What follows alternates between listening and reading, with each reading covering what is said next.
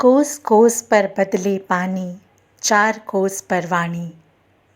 ये कहावत हमारे देश के लिए है, जहाँ लगभग 20,000 बोलियाँ और भाषाएं हैं, जिनमें से 22 भाषाओं को संविधान द्वारा मान्यता प्राप्त है। इनमें से हिंदी सबसे ज़्यादा बोले जाने वाली भाषा है।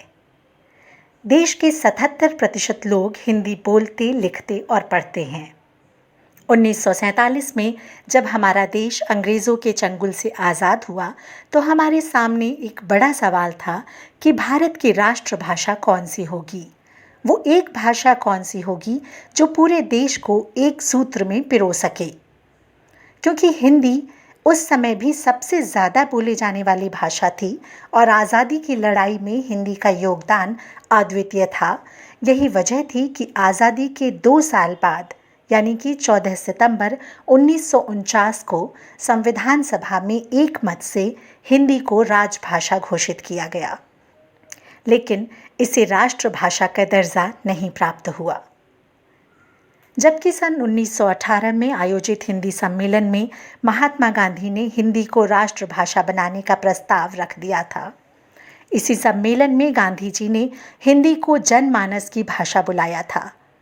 सन 1953 में राष्ट्रभाषा प्रचार समिति वर्धा के अनुरोध पर पहली बार 14 सितंबर को हिंदी दिवस मनाया गया। 1950 में संविधान के अनुच्छेद 343(1) में हिंदी को देवनागरी लिपि में राजभाषा का दर्जा दिया गया। अनुच्छेद 343 से 351 तक राजभाषा संबंधी प्रावधान किए गए। भारत सरकार के गृह मंत्रालय के अधीन राजभाषा विभाग का गठन किया गया। 1963 में राजभाषा अधिनियम पारित हुआ और 1968 में राजभाषा संबंधी प्रस्ताव भी पारित किए गए। 1976 में राजभाषा नियम बनाया गया, जिसके अनुसार तमिलनाडु के अलावा पूरा देश अपना कामकाज हिंदी में कर सकता है। हिंदी के इतिहास की बात करें तो इसका इतिहास लगभग 1000 साल से ज़्यादा पुराना है। ऐसा माना जाता है कि इसका प्रारंभ वैदिक काल से हुआ। हिंदी की उत्पत्ति संस्कृत भाषा से मानी जाती है, जो भारत की सबसे प्राचीन भाषा है, जिसे आर्य भाषा या देव भाषा भी कहा जाता है। भारत में संस्कृत 1500 से 1000 ईसा पूर्व तक रही। ये भाषा 2 भागों में विभाजित हुई, वैदिक और लौकिक।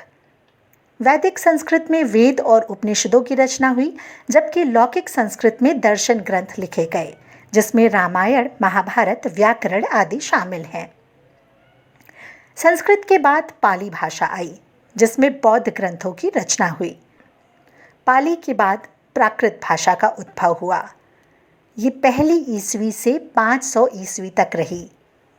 प्राकृत भाषा के अंतिम चरण में अपभ्रंश भाषा का विकास हुआ, जो 500 से 1000 ईस्वी तक रही। अपभ्रंश के ही जो सरल और देशी भाषा के शब्द थे, उसे अवहट्ट कहा गया और इसी अवहट्ट से हिंदी का उद्भव हुआ। हालांकि इसको लेकर मतभेद है। कई विद्वान मानते हैं कि हिंदी का विकास अपभ्रंश से ही हुआ है। ऐसा माना जाता है कि पिछले 100 सालों में हिंदी में सबसे ज़्यादा बदलाव आया है।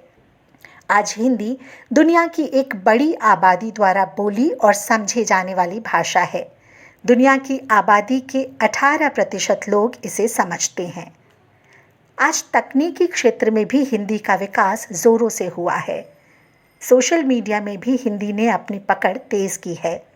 हिंदी की बढ़ती मांग के चलते ही बहुत से अंग्रेज़ी चैनलों ने भी अपने हिंदी चैनल्स लॉन्च किए, क्योंकि हिंदी का बाजार बहुत बड़ा है। लगभग 165 देशों के 600 विश्वविद्यालयों में हिंदी पढ़ाई जा रही है। दुनिया की 5 प्रमुख भाषाओं में हिंदी चौथे नंबर पर है। 2011 की जनगणना के अनुसार देश के 42 करोड़ 20 लाख लोगों की पहली भाषा हिंदी है, जबकि अंग्रेज़ी महज लगभग 2.5 लाख लोगों की ही पहली भाषा है। इन आंकड़ों को देखकर बहुत खुशी होती है। इस बात का सुखद एहसास होता है कि हिंदी कितनी संपन्न और समृद्ध है।